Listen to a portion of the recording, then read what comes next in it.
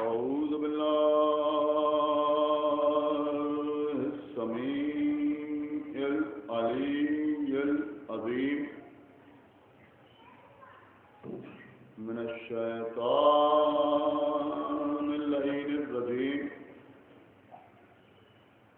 بسم الله الرحمن الرحيم.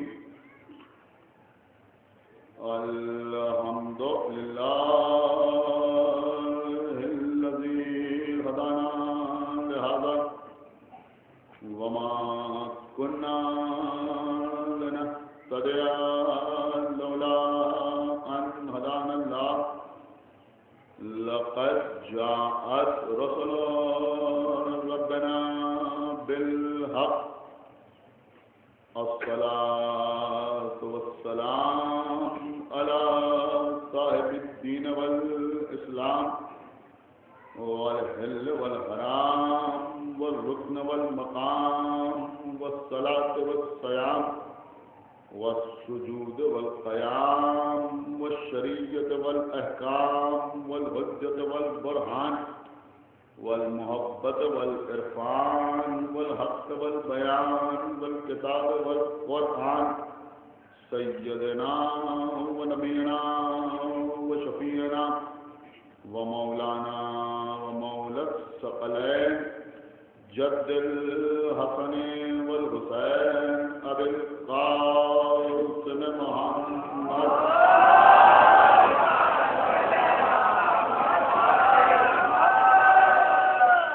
وعلى أهل بيته الطيبين الطاهرين المعصومين المظلومين المنتخبين المنتجبين الذين أذهب الله عنهم الرجس وطهرهم تطهيرا.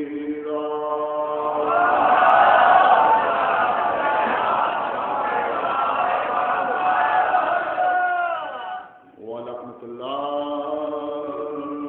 على أعدائهم وقتلتهم وغاصبي حقوقهم ومنكري فضائلهم ومصائبهم وشجاعتهم وسخاوتهم وطهارتهم وولايتهم وعظمتهم وعطشهم أجمعين من الآن إلى يوم الدين. اللهم عذبهم عذابا يستغيث منه أهل النار. آمين رب العالمين.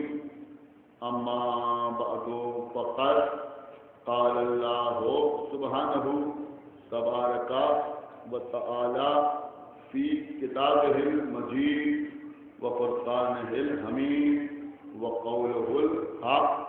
بسم الله الرحمن الرحيم. صلى الله عليه وسلم.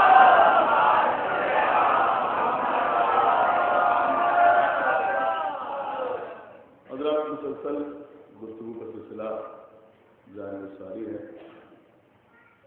عنوان بیان ہے بسم اللہ الرحمن الرحیم. کل کی مجلس کو میں نے آپ کے سامنے عرض کیا تھا کہ قبل نزول قرآن سے پہلے اللہ کے پیغمبر کے دنیا میں ظہور فرمانے سے پہلے اللہ کے دو نبی ایسے ہیں جن کے زمانے میں بسم اللہ الرحمن الرحیم کا وجود ثابت ہے. ایک جناب یوسف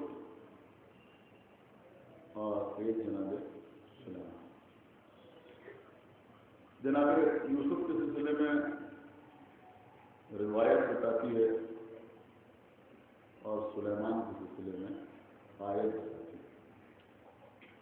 جب جناب یوسف کا ذکر کیا جا رہا تھا تو دوسرے پہلے میں جناب یوسف ہی کے مشورے پر ایک کاغذ پر بسم اللہ الرحمن الرحیم لکھ کر رکھ دی.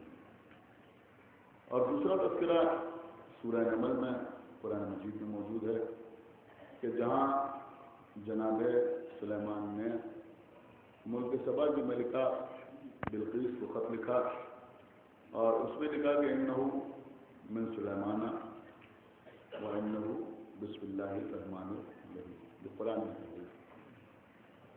حضرت پیغمبر اسلام حضرت احمد مصطفیٰ محمد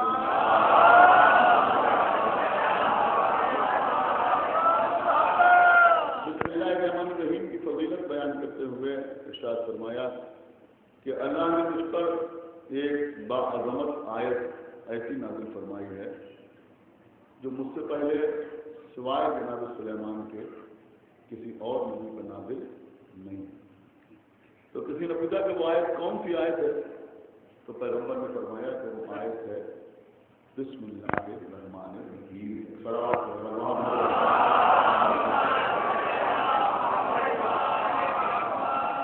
اب تو ہمارے اور ہمارے اغیار کے درمیان جہاں خلافت کے سلسلے میں اختلاف ہے، فدق کے سلسلے میں اختلاف ہے، جہاں اور دیگر بہت سے مسائل میں اختلاف ہے، وہیں ہمارے ان کے درمیان بسم اللہ کے سلسلے میں بھی اختلاف ہے۔ یا اگر آپ کی اجازت ہو تو میں آپ کے سامنے یہ کہہ دوں کہ ہمارے اور ان کے درمیان بسم اللہ ہی اختلاف کے ساتھ ہوتی ہے۔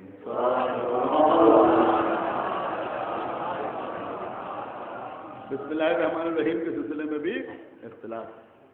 ان کا کہنا یہ ہے کہ بسم اللہ الرحمن الرحیم سوائے سورہ نمل کے قرآن کے کسی سورے کا جز نہیں۔ ہمارا یہ کہنا ہے، اور ہمارا کہنا کیا، ہمارے ائمہ کا کہنا ہے کہ بسم اللہ الرحمن الرحیم قرآن کے ہر سورے کا جز ہے سوائے سورہ براءت کے۔ طور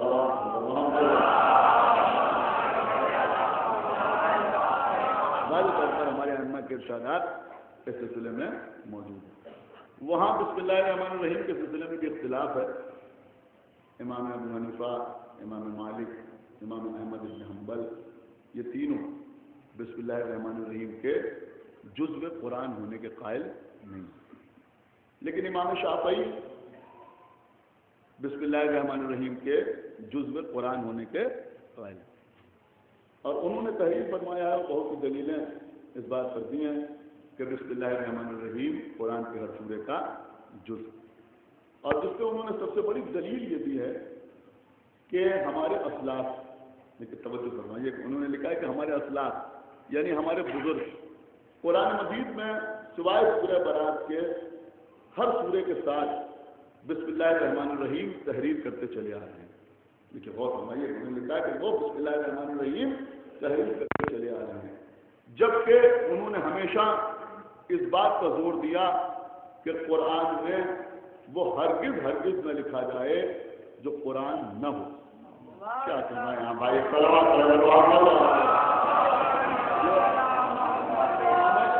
دلیل ہے، انہوں نے کہا کہ ہمارے اسلاف کا مذہب یہ تھا، وہ اس بات پر ہمیشہ زور دیتے تھے کہ قرآن میں ہرگز وہ نہ لکھا جائے جو قرآن نہ ہو، یعنی قرآن میں شامل نہ ہو۔ اور اس کے بعد انہوں نے ایک جملہ لکھا کہ اسی لیے ہمارے اسلاف نے قرآن میں آمین لکھنا پسند نہیں کیا۔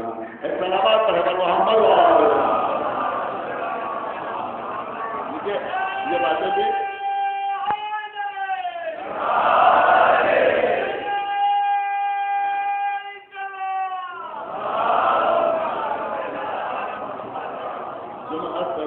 یہ سننے سے تعلق رکھتی ہیں، تو انہوں نے لکھا کہ ہمارے اسلاف نے آمین بھی لکھنا پسند نہیں کیا۔ یہ اس بات کی دلیل ہے کہ بسم اللہ الرحمن الرحیم قرآن مجید کے ہر سورے کا جز ہے۔ اب عزیزوں، اس کے سلسلے میں جو دیگر ان کے ائمہ ہیں، ان کے جو ماننے والے ہیں اور چاہنے والے ہیں، جو علماء ہیں، انہوں نے مختلف باتیں لکھی۔ آپ کوئی بھی تفسیر اٹھا کے دیکھیے تو اس میں آپ کو یہ ساری چیزیں جو ہیں وہ مل جائیں گی۔ کچھ علماء نے لکھا کہ بسم اللہ الرحمن الرحیم قرآن مجید کا جز نہیں ہے، بلکہ بسم اللہ الرحمن الرحیم کو تبرکاً کہنا چاہیے۔ سنیں، بسم اللہ الرحمن الرحیم کو تبرکاً کہنا چاہیے۔ انہوں نے کہا سورہ نمل کا تو جز ہے، لیکن باقی کسی سورے کا جز نہیں ہے۔ ہر سورے سے پہلے بسم اللہ الرحمن الرحیم کو تبرکاً کہنا چاہیے۔ اب جب ان سے پوچھا گیا کہ بھائی جب تبرکاً کہنا چاہیے تو پھر سورہ برات سے پہلے کیوں نہیں کہنا چاہیے؟ کیا سن رہے ہیں آپ بھائی؟ تبرکاً کہنا چاہیے۔ 50 ہزار جب تبرکاً نہیں کہنا چاہیے تو پھر سورہ برات سے پہلے کیوں نہیں کہنا چاہیے؟ تو اس کا جواب انہوں نے یہ دیا کہ کیونکہ سورہ برات میں عذاب کا تذکرہ ہے، قہر کا تذکرہ ہے، اور فرمایا غضب کا تذکرہ ہے، لہذا سورہ برات سے پہلے بسم اللہ الرحمن الرحیم نہیں کہنا چاہیے۔ لیکن اس کا جواب جو ہمارے علماء نے دیا، خدا کے لیے اس کو توجہ کے ساتھ سماعت فرمائیے گا، انہوں نے کہا کہ اگر یہی مسئلہ ہے کہ جن سیروں میں خالی قہر و غضب کا تذکرہ ہو وہاں بسم اللہ الرحمن الرحیم نہ کہا جائے تو سورہ لہب آپ غور فرما رہے ہیں، یعنی جہاں ابو لہب کا تذکرہ ہے وہاں پہلے بسم اللہ الرحمن الرحیم کیوں ہے؟ ایک صلوات محمد اس سے پہلے ایک صلوات اور محمد جیسے سورہ الناس سے پہلے بسم اللہ الرحمن الرحیم کیوں ہے وہاں بھی نہیں ہونا چاہیے، سورہ معون سے پہلے بھی نہیں ہونا چاہیے۔ وہ سورہ ہے کہ جس کا صرف قہری قہر بیان ہوا ہے، غضب ہی غضب بیان ہوا ہے، عذاب ہی عذاب بیان ہوا ہے، تو ان سے پہلے بسم اللہ الرحمن الرحیم کیوں تحریر ہے؟ اس سلسلے میں بڑی بحث ہمارے اور دوسروں کے علماء کے درمیان رہی کہ بسم اللہ الرحمن الرحیم قرآن کے ہر سورے کا جز ہے یا نہیں۔ دیکھیے میں میٹر پڑھ رہا ہوں، پوری توجہ کے ساتھ آپ سماعت فرمائیں، اور میری ہمیشہ کوشش یہ رہتی ہے کہ مجلس میں کچھ ایسی باتیں ضرور پڑھی جائیں کہ یہ نوجوان جو میرے سامنے آگے بیٹھتے ہیں ان کے ذہنوں میں اگر تھوڑا بہت ہی محفوظ ہو جائے گا تو آگے ان کے کام آئے گا اور مستقبل میں اس سے ان کو فائدہ حاصل ہوگا۔ پوری توجہ آپ کی چاہتا ہوں۔ بسم اللہ الرحمن الرحیم کے سلسلے میں ایک بات یہ کہے گی، دوسری بات یہ کہی جاتی ہے کہ بسم اللہ الرحمن الرحیم تبرکن کہہ لیا جائے۔ ہم نے کہا بھائی یہ قرآن میں ہے کیوں؟ تو کسی نے کہا کہ حقیقت میں یہ سوروں کا جز نہیں ہے بلکہ ابتدا کے لیے ہے، یہ ابتدا کے لیے ہے۔ کچھ نے کہا کہ ابتدا کے لیے نہیں ہے، لیکن میں لفاظی نہیں کر رہا ہوں، یہ ساری باتیں ہیں جو میں عرض کر رہا ہوں۔ میں نے کہا یہ ابتدا کے لیے ہے، کچھ لوگوں نے کہا ابتدا کے لیے نہیں ہے بلکہ انتہا کے لیے ہے، یعنی جب بسم اللہ الرحمن الرحیم کہا جاتا ہے تو سمجھ میں آتا ہے کہ سورہ تمام ہو گیا، اس لیے کہ سورہ تمام ہوا پھر کہا بسم اللہ الرحمن الرحیم تو پتہ چلا کہ سورہ ختم ہو گیا۔ کچھ لوگوں نے کہا کہ یہ دو سوروں کے بیچ میں فصل پیدا کرنے کے لیے ہے۔ تو یہ تین باتیں سامنے آئیں۔ پہلی صورت کیا ہے کہ یہ ابتدا کے لیے ہے، دوسری صورت کیا ہے یہ انتہا کے لیے ہے، تیسری صورت کیا ہے کہ یہ دو سوروں کے درمیان فصل یعنی گیپ دینے کے لیے ہے۔ بسم اللہ الرحمن الرحیم ہمارے گرم قدر عالم آیت اللہ اصفہانی نے اس سلسلے میں بڑے خوبصورت بحث کی ہے۔ انہوں نے کہا بھائی بسم اللہ کے قرآن میں موجود ہونے کی چار ہی صورتیں ہیں۔ پہلی صورت جو ہے کہ یہ ابتدا کے لیے ہے، دوسری صورت جو ہے کہ یہ انتہا کے لیے ہے، تیسری صورت جو ہے کہ یہ دو سوروں کے درمیان فصل پیدا کرنے کے لیے ہے، اور چوتھی صورت یہ ہے کہ یہ ہر سورے کے ساتھ نازل ہوا ہے لہذا ہے، یہ ہر سورے کے ساتھ نازل ہوا ہے لہذا ہے۔ سورہ برات کے ساتھ نازل نہیں ہوا لہذا وہاں نہیں ہے، تو جہاں جہاں نازل ہوا وہاں وہاں موجود ہے۔ اب انہوں نے بحث کیا، آخری آپ میں توجہ چاہتا ہوں، انشاءاللہ اس وقت آپ اپنی سماعتوں کو ثبوت دیں گے، پوری توجہ آپ برداشت کی۔ آقا اصفہانی نے لکھا کہ اگر بسم اللہ الرحمن الرحیم ابتدا کے لیے ہے تو پھر سورہ توبہ میں کیوں نہیں ہے؟ سنا میں نے اگر ابتدا کے لیے خدا کے لیے بیدار ہوئیے کہ اگر یہ ابتدا کے لیے ہے یعنی آغاز کے لیے ہے تو پھر سورہ توبہ سے پہلے کیوں نہیں ہے؟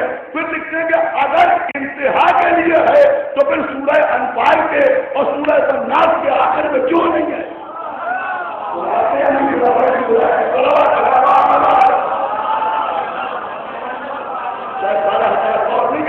کہ اگر انتہا کے لیے ہے تو پھر سورہ انفال کے آخر میں کیوں نہیں ہے؟ سورہ الناس کے آخر میں کیوں نہیں ہے؟ اگر یہ دو سوروں کے بیچ میں فصل پیدا کرنے کے لیے ہے تو پھر سورہ انفال اور سورہ توبہ کے بیچ میں کیوں نہیں ہے؟ سورہ انفال اور سورہ توبہ کے بیچ میں کیوں نہیں ہے؟ تو انہوں نے کہا اس سے معلوم ہوتا ہے کہ یہ پہلی تینوں صورتیں رد کرنے کے لائق ہیں۔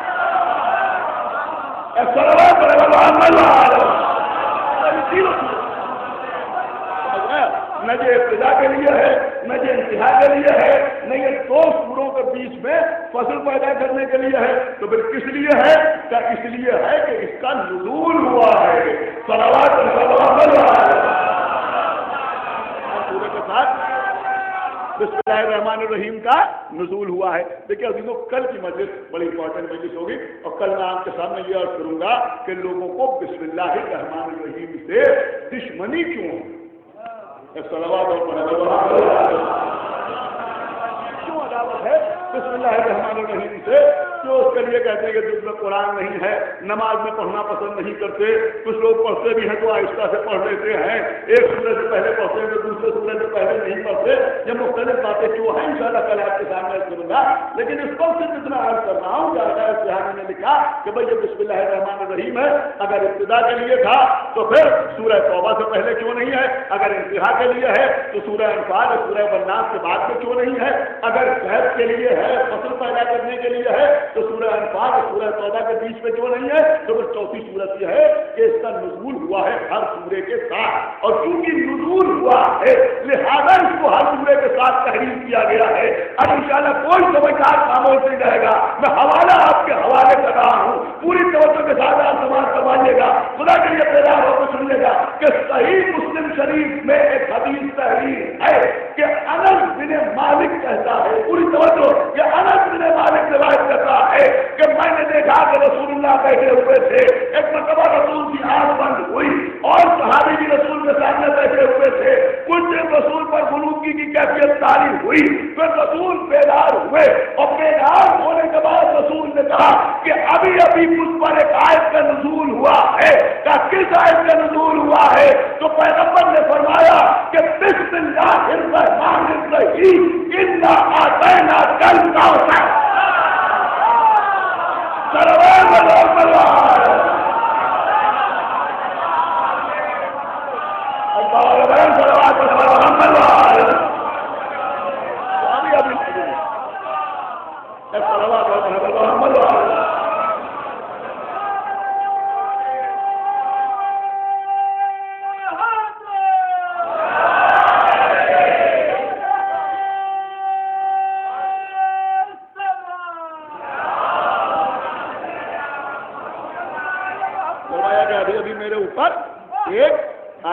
नुज़ूल हुआ है और आयत क्या है?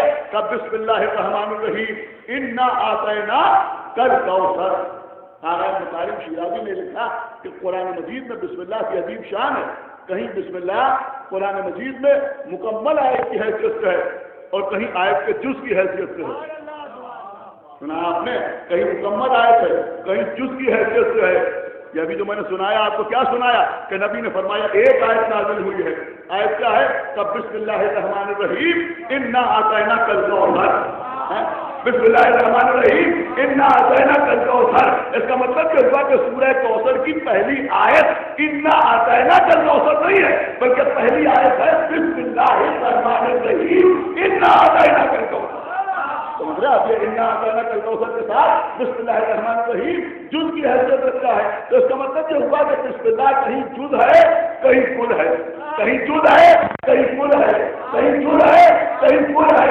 अरे तो शान बिस्मिल्लाह की वही शान हमारे मौला की, जैसे बिस्मिल्लाह कुरान में कहीं जुज़ है कहीं कुल है, वैसे ही हमारे मौला रिसालत के जुज़ है, इमामत के कुल है।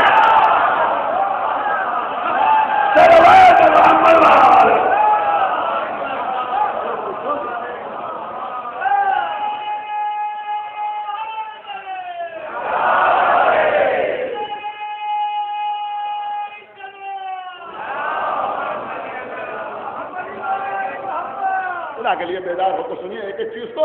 लेकिन अजीजों हमारे उलमा ने जो सबसे बड़ी मिसाल दी है वो मौलाए कायनात की बयान की हुई दलील है बिस्मिल्लाह के जुज़ में कुरान होने के सिलसिले में। ठीक है अजीजों, जब मैंने ये मौजू मुंतखब किया था तो एक आयत मेरे बुजुर्ग ने कहा कि आपने जो मौजू मुंतखब किया है बहरहाल कुछ अदब किस्म का लग रहा है, लेकिन इस वक्त ये मजमा बताएगा कि ये अदब है, ये तो है पढ़े लिखे हजरात बैठते हैं, आपका समझेंगे तो कौन समझेगा। देखिए सबसे बड़ी दलील तो मौलाए कायनात को दी है बिस्मिल्लाहिर्रहमानिर्रहीम के जुज़ में कुरान में, जिसको हमारे उलमा ने नक़ल किया है। आपको मालूम है वो क्या है? किसी ने मौला अली से पूछा कि या अली ये बिस्मिल्लाहिर्रहमानिर्रहीम जुज़ में कुरान है या नहीं है? मेरे मौला ने फरमाया बेशक जुज़ में कुरान है। का दलील क्या है? का सूरह हुज्र की आयत नंबर 87, सूरह हुज्र की आयत नंबर 87 क्या आयत है? आलम आवाज जरा फलकत आतैना का सब अन मिनल मसानी वल कुरान अजीम। अल्लाह अपने हबीब से कह रहा है कि हमने आपको सब मसानी اور قرآن عظیم عطا کیا. سب مثانی کا مطلب کیا ہوا؟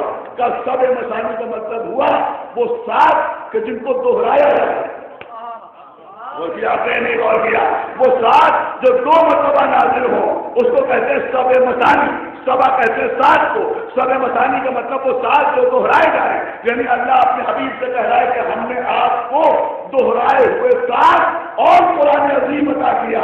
میرے مولا نے فرمایا کہ سب مثانی سے مراد سورہ حمد ہے، اس لیے کہ سورہ حمد میں 7 آیتیں ہیں اور یہ 7 آیتیں پیغمبر پر 2 مرتبہ نازل ہوئی.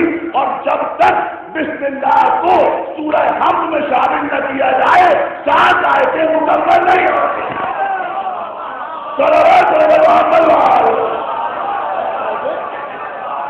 مکمل نہیں ہوتی جب تک بسم اللہ کو شامل نہ کیا جائے. اور ہمارے چھٹے امام جعفر صادق نے یہ بھی ارشاد فرمایا کہ یہ سب مثانی سورہ حمد اس لیے بھی کہلاتا ہے کہ جب تک اس سورے کو یعنی ان 7 آیتوں کو نماز میں 2 مرتبہ نہ پڑھا جائے نماز مکمل نہیں ہوتی. اگر ایک بار سورہ حمد پڑھو تو نماز مکمل نہیں ہوگی. ہر نماز میں کم سے کم 2 مرتبہ سورہ حمد کا پڑھنا ضروری ہے. اللہ چاہتا ہے کہ یہ 7 تم 2 بار پڑھو تاکہ 7 اور 7 مل کے 14 ہو جائے. صلوات 14 ہو جائے. 7 اور 7 مل کے 14 ہو جائے تاکہ دنیا کی سمجھ میں آ جائے کہ جب ثابت کے 14 کے بغیر نماز مکمل نہیں ہوتی تو ناطق کے 14 کے بغیر نماز کیا مکمل ہوگی. کا اس لیے تم سورہ حمد کو کم سے کم 2 مرتبہ پڑھو. سورہ حمد ہی پڑھنا ضروری. اس کے علاوہ کوئی اور سورہ نہیں پڑھ سکتے. کیوں؟ کہ سورہ حمد کے لیے اللہ نے انتخاب کیا، رسول نے اعلان کیا. اللہ نے انتخاب کیا، رسول نے اعلان کیا. اب کوئی لاز چاہے کہ سورہ حمد کو نماز سے ہٹا دے، نماز باطل ہو جائے گی. مگر سورہ حمد کی جگہ کوئی اور دوسرا سورہ نہیں آ سکتا. سورہ حمد ہی پڑھا جائے گا. ان 14 آیتوں کو، ان 14 نشانیوں کو، ان 14 انوار کو اللہ کے رسول نے مسجد عبادت پر بٹھا دیا. اب کوئی لاز چاہے کہ انہیں ہٹا دے، اللہ جانے آپ غور کر رہے ہیں نہیں غور کر رہے ہیں تو ہٹا نہیں سکتا. اگر ساری دنیا کے مسلمان عالمی کانفرنس کرے اور وہاں تدریس پاس کرنے کے بھائی آج سے نماز میں سورہ حمد نہیں پڑھا جائے گا اس لیے کہ بہت ہو گیا، پڑھتے پڑھتے ہم تھک گئے، اب کوئی اور سورہ پڑھا جائے گا. آج ہم نے اجماع کر لیا، آج ہم نے اجماع کر لیا کہ اب نماز میں ہم سورہ حمد نہیں پڑھیں گے، کوئی اور سورہ پڑھیں گے. آپ مجھے بتائیے اس اجماع کی کوئی حیثیت ہے؟ کہیں اجماع باطل ہو جائے گا لیکن سورہ حمد نماز میں برقرار رہے گا. ہم مسجد میں نماز پڑھ رہے تھے، ایک صاحب برابر میں نماز پڑھ رہے تھے. ہم نے ان سے پوچھا کہ آپ نماز پڑھ رہے تھے، آپ نے سورہ حمد نہیں پڑھا؟ میں نے کہا نہیں پڑھا. میں نے کہا کیوں نہیں پڑھا بھائی؟ رسول نے فرمایا ہے کہ سورہ حمد پڑھنا واجب ہے. میں نے کہا آپ کے لیے واجب ہے، ہمارے لیے واجب نہیں. ہم نے کہا کیوں؟ میں نے کہا ہمارے ابا مرتے وقت وصیت کر گئے تھے کہ بیٹا نماز میں سورہ حمد پڑھنا، یہ والا سورہ پڑھنا. لہٰذا آپ جانتے ہیں باپ کی وصیت پر عمل کرنا ضروری ہے. کچھ اشارے سمجھ میں آ رہے ہیں آپ کی؟ اجماع کے ذریعے سورہ حمد کو نہیں ہٹایا جا سکتا نماز سے، وصیت کے ذریعے سورہ حمد کو نماز سے نہیں ہٹایا جا سکتا. ٹھیک ہے بھائی، اب عوام نہیں طے کریں گے بلکہ علماء بیٹھیں گے، ایک مجلس شورا قائم ہوگی، پڑھے لکھے لوگ طے کریں گے مشورہ کر کے کہ نماز میں کون سا سورہ پڑھا جائے. کمال کر رہے ہیں آپ نے، شورا کی کیا حیثیت ہے؟ کیوں؟ اس لیے کہ اللہ نے انتخاب کیا، نبی نے اعلان کیا. تو اگر قرآن کی ان 14 آیتوں کے سلسلے میں اللہ انتخاب کر دے، نبی اعلان کر دے، تو نہ ان کو مسجد عبادت سے اجماع ہٹا سکتا ہے، نہ وصیت ہٹا سکتی ہے، نہ سورہ ہٹا سکتا ہے. تو مگر قدیر کے میدان میں اللہ کا انتخاب ہو، رسول کا اعلان،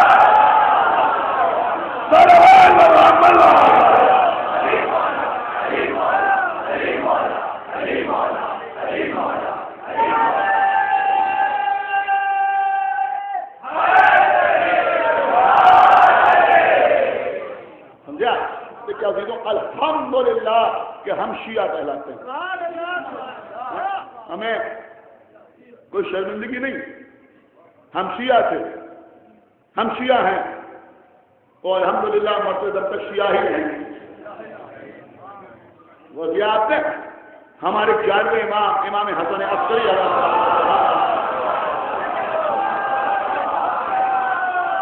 किसी शिया की 5 अलामतें बयान की। इमाम ने फरमाया कि शिया की 5 अलामतें। देखिए सुनिए, आखिर में बिस्मिल्लाह ही आएगी, पूरी तवज्जो आप हजरात की और बाकी चीजें इंशाअल्लाह कल उसकी सुन लीजिए 5 अलामतें और उसके बाद मैं मसाल पढ़ दूंगा आपके सामने। आपके 11वें इमाम ने फरमाया कि शिया की 5 अलामतें। एक शिया की 5 अलामतें। शिया कैसे पहचाना जाता है?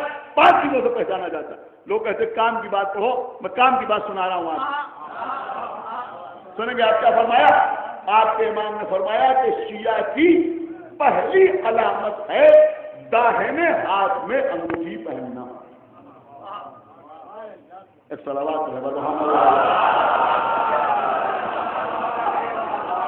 क्योंकि जो नौजवान यहाँ बैठे हुए हैं वो भी अपने हाथों को देख ले। आपके इमाम ने फरमाया कि शिया की पहचान है दाहिने हाथ में अंगूठी पहनना, मर्द या औरत। ख़वातीन भी सुने, समझ रहे हैं आप? सिर्फ अपनी दर्द को जाहिर करने के लिए कहीं ऐसा ना हो कि शिया से बाहर हो जाए।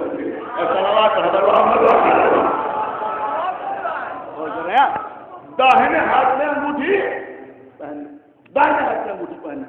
देखिए अंगूठी का भी अजीब गरीब मसला है, अजीब गरीब मसला है अंगूठी का। दाहिने हाथ में अंगूठी पहनना। अंगूठी सोने की बनती है या चांदी की बनती है? इसके अलावा जो अंगूठियां बनती हैं उनके बारे में बड़े इश्कालात हैं। सोने की अंगूठी या चांदी की अंगूठी? सोने की अंगूठी मखसूस है ख़वातीन के लिए, मर्दों के लिए सोना पहनना हराम, मुतलकन हराम।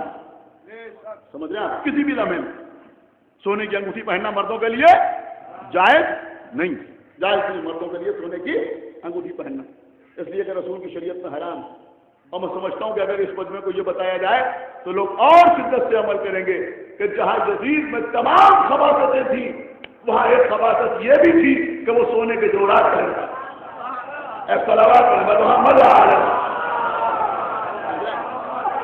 सोने की अंगूठी पहनना मर्दों के लिए बिल्कुल हराम। इस सिलसिले में बहुत सी चीजें मेरे ख्याल में इस मिंबर से कम 12-13 साल पहले मैंने एक चीज आपके सामने पढ़ी थी। हो सकता है कुछ बच्चे उस पर बहुत छोटे हों, इस पर बड़े हो गए हों, ताकि उनकी मेमोरी में ये बात आ जाए, उनकी याददाश्त में ये बात पलट आए।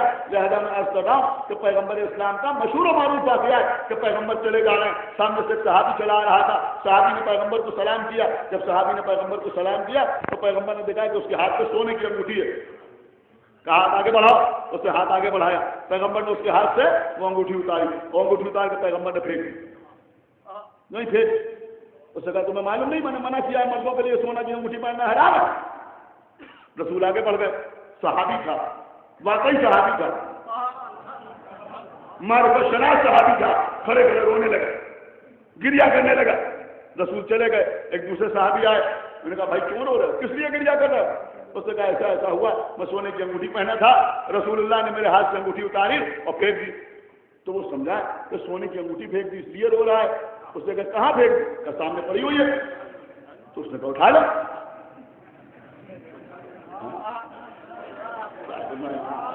अगर समझ फरमाइए, अभी तो अब तो कोई खामोश रह ही नहीं सकता। वो सीधी बात में आपके सामने करा, उसने कहा उठा लो भाई, उठा लो, सामने तो पड़ी है। अब मजबूर हुई अर्ज करने के लिए कि इसने कोई गैर शरई मशवरा नहीं दिया, ये नहीं कहा पहन लो, उसने कहा उठा लो। सोना पहनना हराम है, जेब में रखना थोड़ी हराम है। उसने कहा उठा लो। तो सहाबी ने कहा कि मैं रो इस बात पर थोड़ी रहा हूं कि मेरी अंगूठी चली गई। तो फिर क्यों रो रहा? कि मैं रो तो इस पर रहा हूं कि रसूल ने मना किया था और उन्हीं के सामने में हाथ में सोने की अंगूठी पहने हुए चला गया। मैं अपने गुनाह को याद करके रो रहा हूँ। उसे कहा ठीक है रो रहे हो, लेकिन कम से कम अंगूठी तो उठा लो। उसे कहा तुम कैसी बात कर रहे हो जिसे मोहम्मद भेज के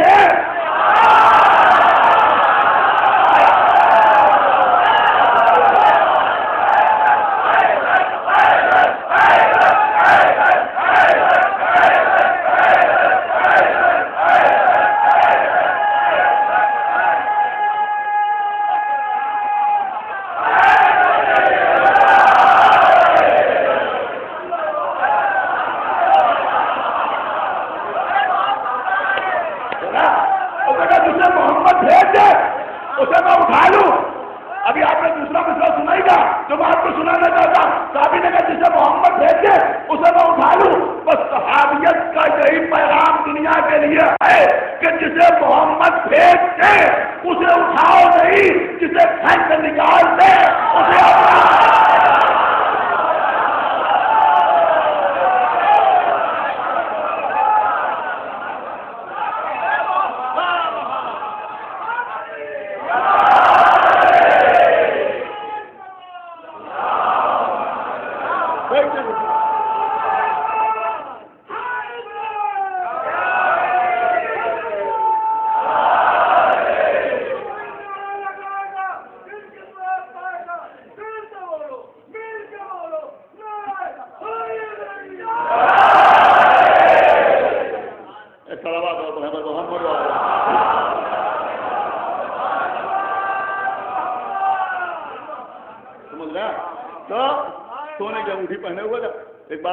سونا پہننا مردوں کے لیے حرام, سونے کی چین سمجھ رہے ہیں, سونے کی انگوٹھی, یہ چیزیں حرام ہیں. اب یہاں کیا ہوتا ہے, ان کا صاحب نکاح ہو رہا ہے اور دولہا کو سونے کی انگوٹھی پہنا دے رہے, اور وہ بھی شاید رسم اس لیے ہے کہ ادھر سے آنا ہے. صلوات محمد اور گنیا اگر ادھر ہی سے ہوتی تو شریعت یاد آتی, سمجھ رہے ہیں, اگر ادھر سے ہوتی تو شریعت یاد آتی, لیکن کیونکہ ادھر سے آ رہی ہے لہذا شریعت یاد نہیں آتی. اور نکاح خان حضرات بھی نکاح پڑھا کے چلے جاتے ہیں, دولہا سے یہ نہیں کہتے کہ ہاتھ دکھاؤ کیا حرام کام کیے ہوئے ہو, اتارو انگوٹھی. یہ نام نہاد مبلغین انجمن میں آنے والے ماتم داروں کی غیر شرعی حرکتیں دکھائی دیتی ہیں, دولہا کے ہاتھ میں سونے کی انگوٹھی نظر نہیں آتی.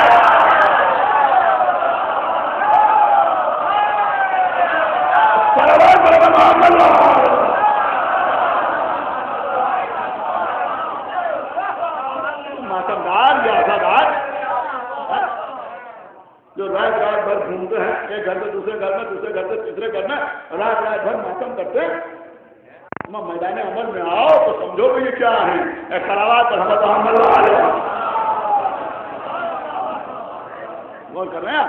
تو عزیزوں یہ ہے سونے کی انگوٹھیوں کا صاحب نکاح کے وقت پہنا دی جاتا ہے. اب اس کے بعد لوگ کہتے ہیں صاحب تعلقات اچھے نہیں رہتے. کیا خاک اچھے رہیں گے جب ابتدائی حرام سے ہو جائے گی.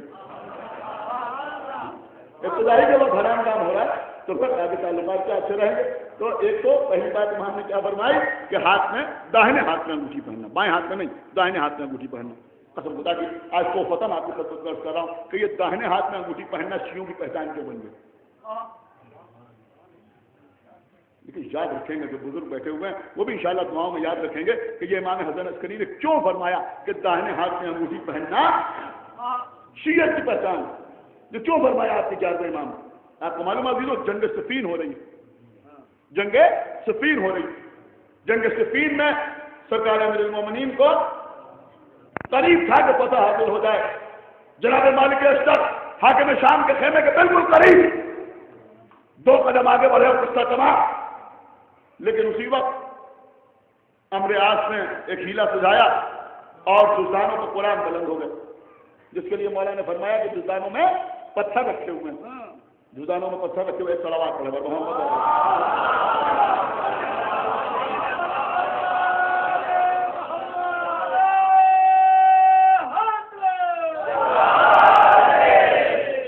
جزدانوں میں پتھر رکھے ہوئے, پتھر بلند ہوئے. ادھر ارشد ابن قیس جو مولا علی کے قریب بیٹھا ہوا تھا, اس نے کہا کہ یا علی اب آپ ان سے جنگ بندی کا اعلان کر دیجئے ورنہ ہم آپ کے خلاف تلوار اٹھانے میں مجبور ہو جائیں گے. دیکھیے ایک بات ہمیشہ یہ مجمع اپنے ذہن میں رکھے کہ ہمارے 11 اماموں میں, ہمارے آخری امام آئیں گے تو جہاد سے سیف کریں گے, لیکن ہمارے 11 اماموں میں صرف 2 امام ایسے ہیں جنہوں نے جہاد سے سیف کیا, یعنی تلوار سے جہاد کیا. ایک مولا علی, ایک سرکار سید الشہداء. مولا علی نے 3 جنگیں لڑی, یعنی رسول کے زمانے میں جو جنگیں ہیں وہ الگ ہیں. 3 جنگیں مولا علی نے اپنے دور خلافت میں لڑی. ایک جنگ جمل, ایک جنگ صفین, ایک نہروان, اور امام حسین نے ایک جنگ لڑی کربلا کے میدان میں.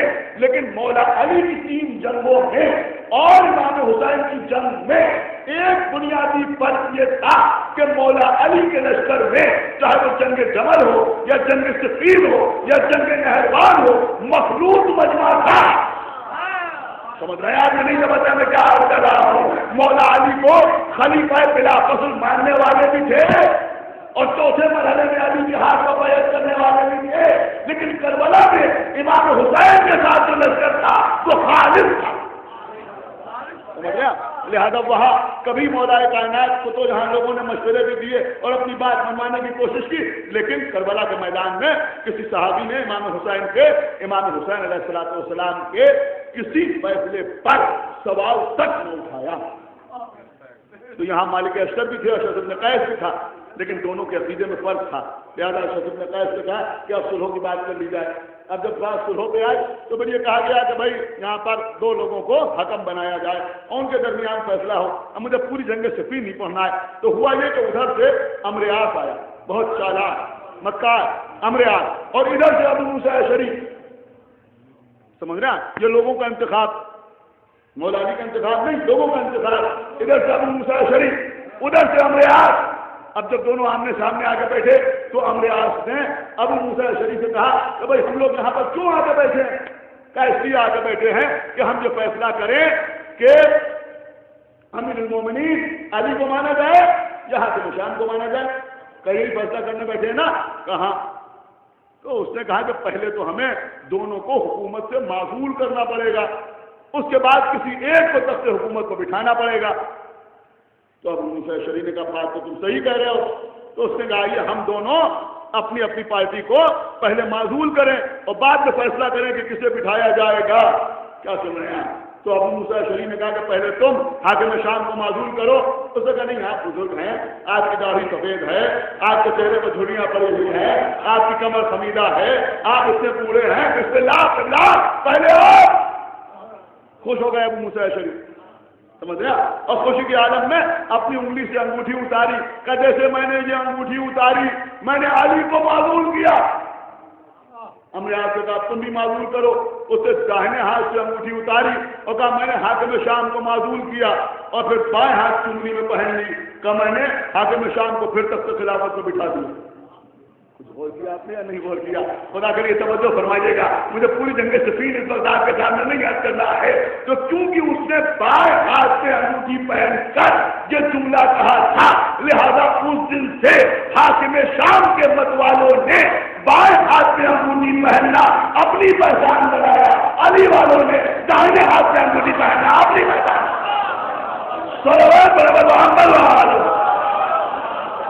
کیا ہے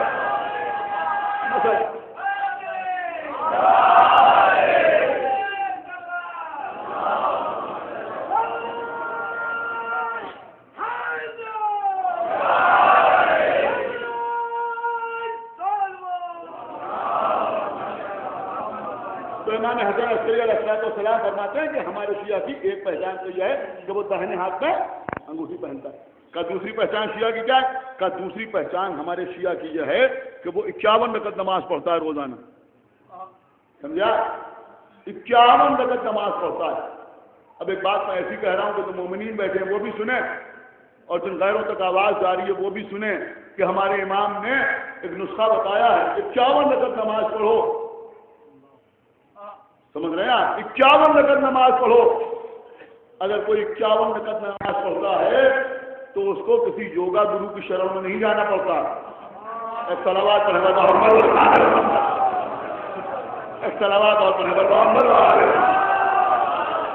دیکھیے 51 رکعت نماز پڑھیے, یعنی نماز پڑھیے اور اس کے ساتھ نوافل پڑھیے اور اس کے بعد نماز شب پڑھیے. تو 51 رکعت نماز امام نے فرمایا کہ ہمارا شیعہ وہ ہے جو روزانہ 51 رکعت نماز پڑھے. تیسری فضیلت کیا بیان کی کہ ہمارا شیعہ وہ ہے, ہمارا شیعہ وہ ہے جو خاک پر سجدہ شکر ادا کرتا ہے. کہاں شکر ادا کرتا ہے؟ کہ خاک پر سجدہ شکر ادا کرتا ہے. لوگ بلبلائے ہوئے ہیں, پریشان ہیں. میں نے کہا ہم ہندوستان کی مٹی پر سجدہ کرتے ہیں. اب ہم نے تو آج تک کسی مسجد میں نہیں دیکھا کہ کوئی مٹی پر سجدہ کر رہا ہو. آپ غور نہیں کر رہا, میں کیا کر رہا ہوں. ہم نے تو آج نہیں دیکھا کہ کسی مسجد میں کوئی مٹی پر سجدہ کر رہا ہو. ہمیں سعودیہ سے تعلیم منگا دیا ہے.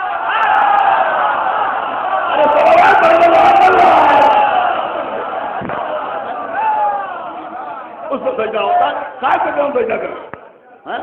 خاک پہ سجدہ تو ہم کرتے ہیں، خاک سے بڑا سامنے رکھتے اور اعلان خاک سے بڑا وہ سجدہ کرتے. سمجھ گیا؟ اعلان خاک پاک پر، خاک کربلا پر ہم سجدہ کرتے ہیں. اس میں ہمیں کوئی شرمندگی نہیں ہے.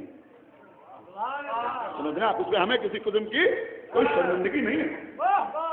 عزیزوں، یہ تو حکومتوں پر قابض افراد کی ووٹ بینک کی پالیٹکس ہے جو سب کچھ سمجھتے ہوئے بھی قبول نہیں کر سکتے.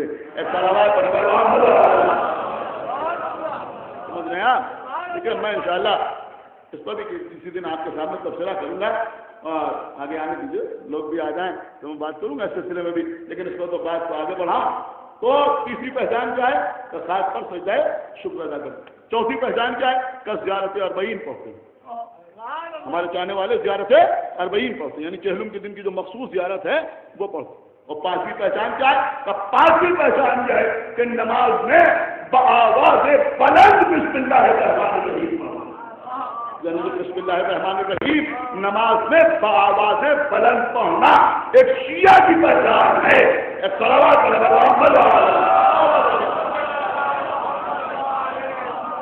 اب انشاءاللہ اس کے اوپر کل آپ کے سامنے تبصرہ ہوگا کہ جو ہمارے شیعہ ہیں وہ بآواز بلند بسم اللہ پڑھتے.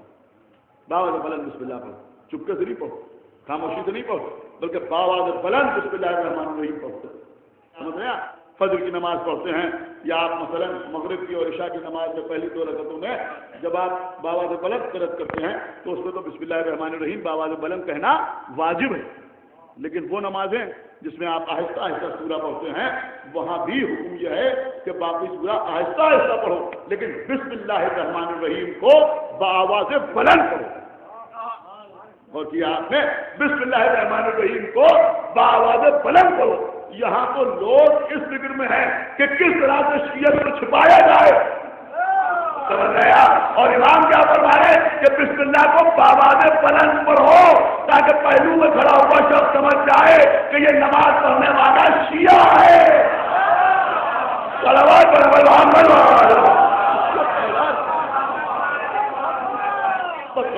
مجلس تمام ہو رہی ہے. خدا بند عالم آپ کو ہر دنیاوی اور اخروی آپس میں محفوظ رکھے. آج تیسری محرم، یہ مصائب سننے کے دن ہے، رونے کے دن ہے، آنسو بہانے کے دن ہے، گریہ کرنے کے دن ہے. عزیزوں، شروع کی 4 محرم تک مختلف مجلسوں میں مختلف مصائب پڑھے جاتے ہیں. آج اس مجلس میں میرا دل چاہ رہا ہے کہ میں آپ کے سامنے حسین کے مہمان کا تذکرہ کروں. کون؟ جناب غور. عزیزوں، شب عاشور اور اپنے خیمے کے سامنے کھڑے ہوئے. غلام نے آگے کہا آقا دسترخوان کا کھانا سنا ہوا ہے، تشریف لے چلیے کھانا کھانے کے لیے. غلام کی طرف دیکھا کہ یہ بتا کہ تم نے پانی کا بھی انتظام کیا ہے. اس نے کہا آقا آب سرد کے جام دسترخوان پر رکھے ہوئے، آب سرد کے جام دسترخوان پر رکھے ہوئے. اور میں ایک ہاتھ سے اپنے غلام کا بازو پکڑا، دوسرے ہاتھ سے بیٹے کا بازو پکڑا، دونوں کو لیے ہوئے خیمے کے اندر پہنچے. سامنے دسترخوان بچھا ہوا تھا، آب سرد کے جام رکھے ہوئے تھے. پانی کی طرف اشارہ کیا، غلام کی طرف دیکھا، بیٹے کی طرف دیکھا اور اس کے بعد پوچھا کہ یہ کیا ہے؟ دونوں نے کہا، بیٹے نے کہا بابا، غلام نے کہا آقا یہ پانی ہے، آب سرد ہے. دونوں کو ویسے ہی لیے ہوئے خیمے سے باہر آئے، امام حسین کے خیموں کی طرف بڑھے. جب ادھر سے آتش کی آواز آنے لگی تو پھر بتاؤ یہ کیا ہے؟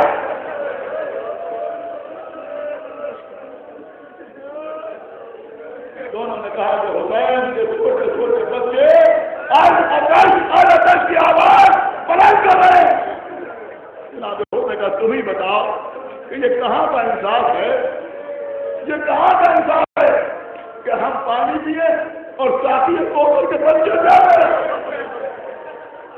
بیٹے نے ہاتھوں کو جوڑا کہ بابا آپ سوچ کیا رہے کہ بیٹا میں ایک طرف جنت دیکھ رہا ایک طرف جہنم دیکھ رہا اے بیٹا مجھے جہنم میں جانا گوارا نہیں میں حسین کی جانب جانا چاہتا ہوں بیٹے نے کہا بابا بسم اللہ چلیے حسین کی جانب کہا نہیں بیٹا ہم ایسے نہیں جائیں گے کیوں کہیں کوئی ایسا نہ کہہ دے کہ ہو رات کی تاریخی کا فائدہ اٹھا کر حسین کی جانب چلا گیا لہٰذا جب صبح کا سورج نمودار ہو جائے گا تب ہم حسین کی جانب جائیں گے ہاں صبح کا سورج نمودار ہوا جناب رات بھر ٹہلتے رہے تھے خیمے میں بےچینی کے عالم میں رہے تھے صبح کو پہنچے امرتسر کے پاس اور جانے کے بعد کہتے یہ بتا کہ اب کوئی مصالحت کی صورت نہیں اس نے کہا نہیں مصالحت کی کوئی صورت نہیں کہا جنگ ہوگی نا اس نے کہا جنگ ہوگی اور ایسی جنگ ہوگی کہ قیامت تک لوگوں کو یاد رہے گی کہا اگر جنگ ہوگی تو میں تلوار بھی چلاؤں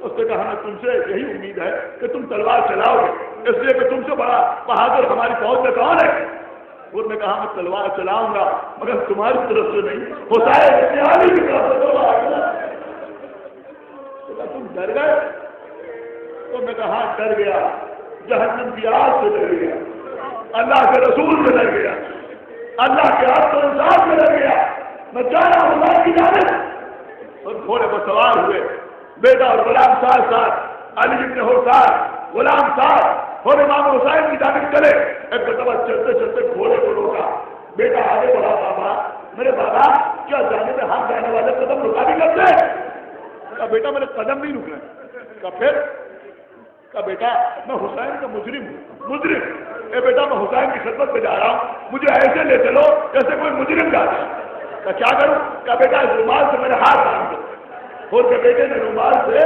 پھر کے ہاتھ باندھے لیکن یہ رومال اپنے ذہن میں رکھیے گا پھر کے بیٹے نے پھر کے رومال سے پھر کے ہاتھ باندھے اب بھی قدم آگے نہیں بڑھاتے بیٹے نے کہا بابا اب آگے کیوں نہیں بڑھتے بیٹا حسین کے چھوٹے چھوٹے بچے آج آتش کی آوازیں بلند کر رہے ہیں اے بیٹا ان آوازوں کا ذمہ دار میں ہوں میں ان بچوں کو منہ دکھانے کے لائق نہیں ہوں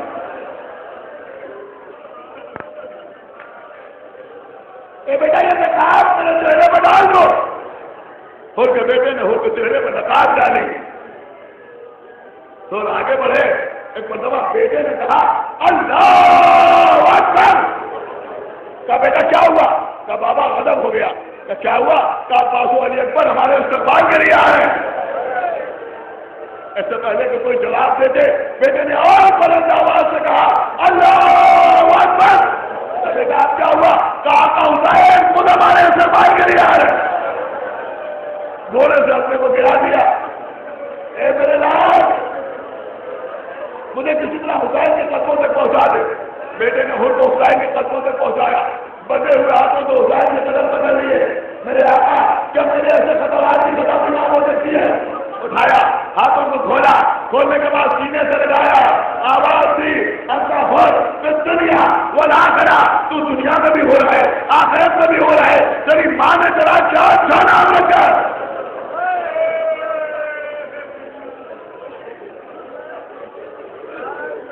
لے جا کے خیمے میں بٹھایا اب ابھی تو اندازہ لگائے ہمارا کریم آقا ہماری جان قربان امام حسین علیہ السلام پر ہمارا کریم آقا لے جا کے خیمے میں بٹھایا ایک دوسرے خیمے میں چھوٹے چھوٹے بچے جمع تھے ہاتھوں میں خالی کیوزے لیے ہوئے آلتش کی آوازیں بلند کر رہے ہیں ہوٹ نیلے ہو رہے ہیں چہرے سرخ پڑے ہوئے ہیں آنکھوں میں ہلکے پڑے ہوئے ہیں چھوٹے چھوٹے بچے آئے آلتش کی آوازیں بلند کر رہے ہیں حسین بچوں کے بیچ میں آئے بچوں کو دیکھا بچوں کے چہروں کو دیکھا آنکھوں میں پڑے ہوئے ہلکوں کو دیکھا اونچے ہو رہے ہوٹوں کو دیکھا سن سکیں گے آپ برداشت کر سکیں گے جیسے چاہے ویسے پوچھا دیجیے پوری توجہ آپ بات کی لاتا ہوں ایک مرتبہ امام آگے بڑھے کہ بچوں دیکھو جب تک ہمارا مہمان ہو ہمارے خیمے میں موجود ہے کوئی بچہ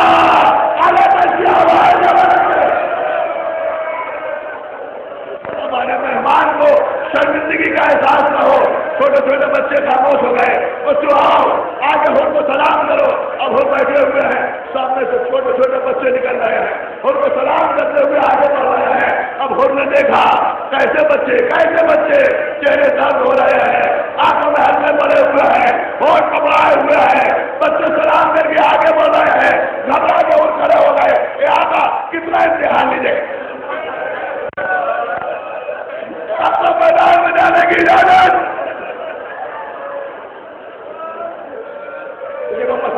کبھی نہیں کروں گا، اس لیے کہ اس کھانے کی روایت یہ رہی ہے کہ یہاں آپ رونے کے لیے آتے ہیں، یہاں کریا کرنے کے لیے آتے ہیں، سرکار باب المراد کو ان کا اور ان کے گھر والوں کو پرسہ دینے کے لیے آتے ہیں۔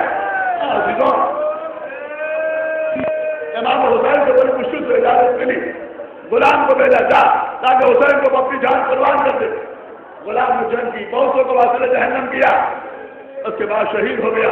اب اس نے بیٹے کی طرف دیکھا، اب جو بیٹے کی طرف دیکھا، امام حسین جس کرسی کو بیٹھے تھے نا، جب کھڑے ہو کہتے ہیں یہ کیا کر رہا؟ ارے اس عمر میں جوان لال کا دام اٹھائے گا؟ جناب خود کہتے ہیں آقا ہو گئے، مجھے معلوم ہے کہ یہاں کیا ہونے والا ہے۔ جملہ سنیں گے، کہتے ہیں آقا حسین مجھے معلوم ہے آپ کو علی اکبر کا واسطہ میرے لال کو میدان میں جانا مجھے۔ علی ابن حر میدان میں آئے، جنگ کرتے رہے۔ عزیزوں صاحب مالی سلطان نے لکھا ہے کہ علی ابن حر جنگ کرتے رہے، حر کا جوان بیٹا میدان میں تلوار چلاتا رہا، نہ معلوم کتنے لوگ فاصلے جہنم ہو گئے۔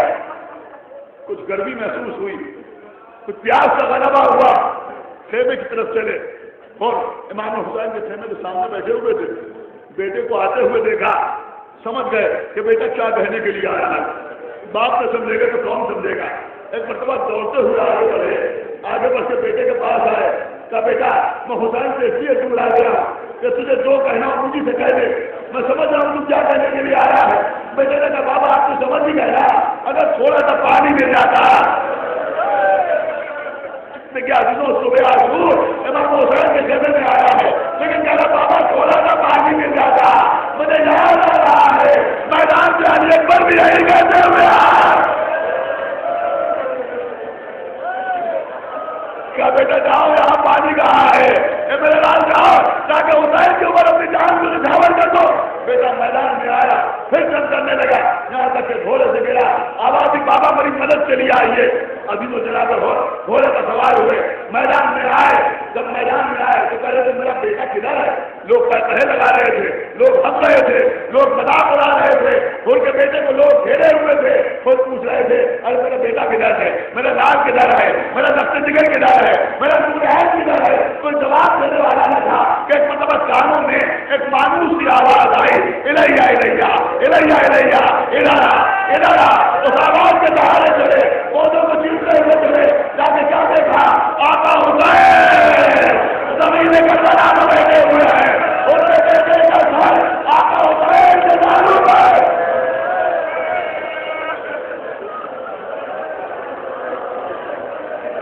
آواز مولا آپ نے نظر کیا، ارے کوئی آقا غلام زادے کا جنازہ پڑھنے آ جائے، بہت قیامت کو سننے کی کہیں کوئی بات اپنے جوان آدمی کو یہ بتایا ہے۔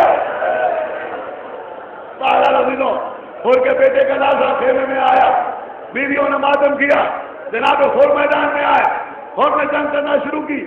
راوی کہتا ہے کہ میں نے دیکھا تو خور بڑی شدت سے تلوار چلا رہے تھے، بڑی شدت سے اور تلوار چلا رہے تھے، جو سامنے آتا تھا اسے قتل کر دیتے تھے اور کہتے تھے کہ تم ہی نے حسین کو بلایا اور تم ہی نے حسین سے وفا نہ کی، لوگوں کو قتل کرتے ہوئے آگے بڑھ رہے تھے، لوگوں نے خود کو گھیر لیا، خود کو تیروں کی بارش ہو رہی تھی۔ راوی کہتا ہے میں نے دیکھا کہ خود کے گھوڑے کے کان پتہ ہو گئے تھے، جگہ جگہ سے گھوڑے کے بدن سے بھی خون بہ رہا تھا، خود کے بدن سے بھی خون کے فوارے چھوٹ رہے تھے، لیکن خود تلوار چلاتے ہوئے آگے بڑھ رہے تھے۔ ایک مرتبہ کسی شخص نے اس گھوڑے کے گردن پر ایک ایسا وار کیا کہ گھوڑا سمجھ نہ سکا، گھوڑا زمین کی طرف چلا، اور گھوڑے سے اترے، اترنے کے بعد گھوڑے کو چھوڑ دیا، پیادہ جنگ کرنا شروع کی، پیدل تلوار چلاتے ہوئے آگے بڑھے اور پیدل جنگ کرتے ہوئے خود نے 1250 ملونوں کو قتل کیا۔ پھر وہ وقت آیا کسی نے دور سے تیر چلایا، تیر ان کی پیشانی میں لگا، تیر میں اتنی شدت تھی کہ حسین کا دربار زمین کی دامن چلا، آواز دیا آقا حسین۔ امام حسین نے آواز دی بھیا پار آگے بڑھو، میرے لال علی اکبر میرے ساتھ بڑھاؤ، میری جان قاسم میرے ہمراہ چلو۔ بنی ہاشم کے ساتھ حسین میدان میں آئے اور کے سرحانے آ کے بیٹھے، سر اٹھا کے اپنے زانوں پر رکھا، اے بھائی کہاں دخل لگا ہے؟ اور نے کہا تھا تیر پیشانی پر لگا ہے، اے آقا خون رک نہیں رہا ہے، اے آقا دنیا سے جا رہا ہوں، آپ کا گناہ گار ہوں، آپ کا خطا کار ہوں، آقا کوئی ایسی نشانی دے دیجئے کہ کوئی جنت پہ جانے سے روکنے نہ پائے۔ جیب سے رومال نکالا، آپ کو کوئی اور رومال یاد آیا؟ ابھی اپنے ہاتھوں پر رومال سے بنوایا تھا، اس نے رومال سے ہاتھوں کو اس لیے بنوایا تھا کہ میں قیدی بن کے جا رہا ہوں۔ حسین نے فاطمہ کے ہاتھ کا بنا ہوا رومال نکالا، ارے تو ہو رہا ہے دنیا میں بھی اور آخرت میں بھی فاطمہ کے ہاتھ کا بنا ہوا رومال ان کے سبب کو صاف کر کے ان کی پیشانی پر باندھ دیا۔ میں کہوں گا اور مبارک ہو، ارے تیری پیشانی پر بنوایا حسین